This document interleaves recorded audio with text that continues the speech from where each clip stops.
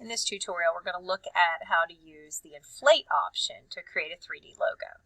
So once again, you want to make sure that you have a simple path that you can apply 3D to. And you'll know if it's not, because as soon as you apply it, it's going to look weird. And then you're going to undo and try to fix it.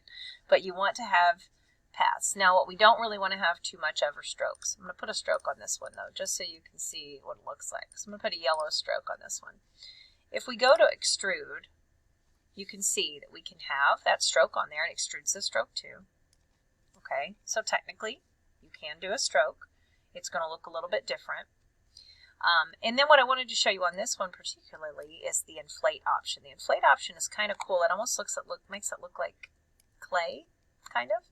So if I switch to Inflate, you kind of mess with it in extrude to how you like it, and then click Inflate. It takes a bit, because it's got to process it. And there we go. Now, notice it kind of has that rounded look to it. So, there you go.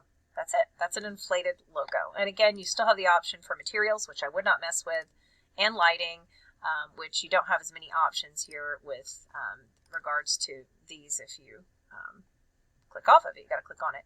And then you can modify all of your other items as well. So, pretty simple. Really on here. And again, your rotation is going to affect, that's the lighting, the rotation of the lighting, the height of the lighting, right, the softness of the lighting. So just bear in mind what tab you're on and the way that that's going to react there. Okay, and that's that. You can add shadows. That makes it like ugly though. I don't suggest shadows. All right, and there's an example of an inflated 3D